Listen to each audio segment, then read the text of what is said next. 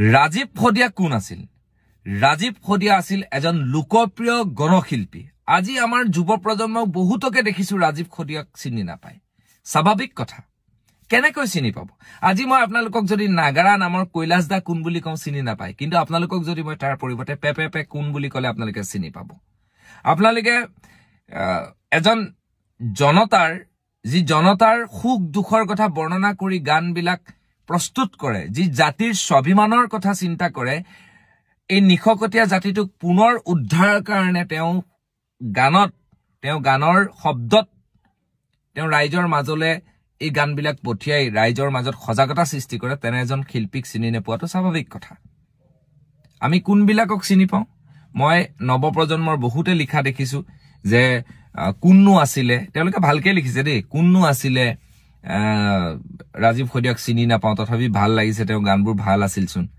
সময়ত নুশুনিলে। আমাৰ অসমত তেনেকুৱা হয় যে মানুহে সময়ত মানুহক সন্মান নিদিয়ে, মৰাৰ পিছত সন্মান দিয়ে। সেইটো ভূপেন হাজৰিকাৰ ক্ষেত্ৰতো আপুনি প্ৰযোজ্য কৰিব পাৰে। তেওঁ অসমকে নহয় মানে ভাৰতকে নহয় বিশ্বক দি থৈ গ'ল, কিন্তু তেওঁ ভাৰতৰত্ন কেতিয়া পালে? মৃত্যুৰ পিছত পালে। গতিকে আজি আমি ফেচবুকত যদি চাওঁ, সস্তীয়া মানুহবিলাকক মাতি আনি মানুহবিলাকে অনুষ্ঠান কৰে, কিন্তু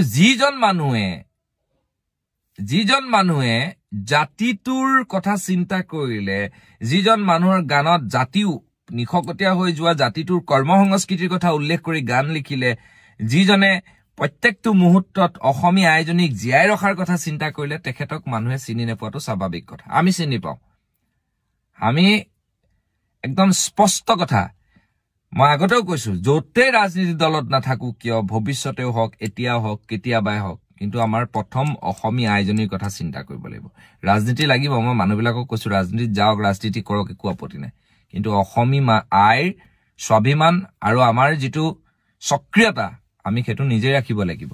আজি যিজন শিল্পীয়ে জনতাৰ কাৰণে গান গাই এটা সৰু লাইফষ্টাইল ললে, আজি আপোনালোকে মানে ফেচবুক হওক, ইউটিউবত হওক, যিবিলাকে বেয়া শব্দ ব্যৱহাৰ কৰি গালি দিয়ে, ফেচবুকত আহি ভিডিঅ' বনাই, যিবিলাকে মদৰ প্ৰচাৰ কৰে, যিবিলাকে বেয়া শব্দ কৈ অন্য এজন মানুহক বেয়াকৈ গালি পাৰে, সেইবিলাক আজিকালি ফেমাছ।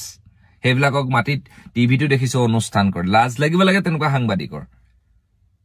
ক'ৰবাত সাহিত্য সভাত দেখিছো কোনোবা মদাহী এজনক মাতি নি পেলাই গামোচা পিন্ধাইছে। এই যদি সমাজ হয়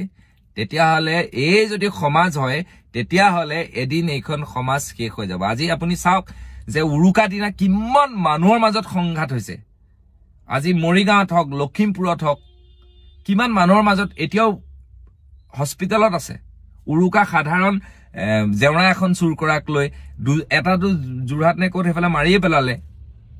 সমাজ কলে গৈ আছে? সমাজ কেতিয়া ভাল হ'ব? যেতিয়া আমি প্ৰকৃত শিল্পীক চিনি পাম, যেতিয়া আমি প্ৰকৃত শিল্পীয়ে লিখা শব্দৰ অৰ্থ বুজি পাম, ওলাই আমি জাতিৰ স্বাভিমানৰ কথা চিন্তা কৰিম, তেতিয়া আমি ভাবো যে আমাৰ এই যিটো জাতিৰ সক্ৰিয়তা জীয়াই থাকিব, আমাৰ সমাজখন সুস্থিৰ পথলৈ আহিব। আৰু আমি এইবিলাকেই যদি নকৰো, ভৱিষ্যতে আমাৰ এই গোটেই সমাজখন শেষ হৈ যাব। শেষ হৈ যোৱাৰ উপক্ৰম আৰম্ভ হৈ গ'ল। গতিকে ৰাজীৱ ফদিয়া কোন এতিয়াও সময় আছে, ইউটিউবত মাৰি চাওক। তেওঁক আমি অমৰভাৱে ৰাখিছো আৰু ভৱিষ্যতেও ৰাখিম। মই যুৱ প্ৰজন্মক আহ্বান কৰিম যে আপোনালোকে মদ ৰাগিয়াল বস্তুৰ প্ৰতি আকৰ্ষিত নহয়, ভৱিষ্যত এখন সুন্দৰ দেশ গঢ়াৰ কাৰণে শিল্পীসকলক শিল্পীৰ সত্তাটোক চেলুট দিবলৈ শিকক। আধ্যাত্মিকতাৰ দিশৰে আপোনালোকে যিমান পাৰে আগুৱাই যাবলৈ শিকক। আধ্যাত্মিকতাৰ প্ৰতি আপোনালোকে মনোনিৱেশ কৰক, তেতিয়াহে কিন্তু এখন সুস্থিৰ সমাজ আপোনাৰ ল'ৰা ছোৱালী বা আপোনাৰ পৰিয়ালে পাব। নহলে এই বেবেৰী বাং সমাজখনত কিন্তু এই ফটুৱা মানুহবিলাকক, এতিয়া মই ক'লো নাই কৈলাশ দাক চিনি নাপায়, কিন্তু পেপে ক'লে চিনি পাব। গতিকে তেনেকুৱা কথা।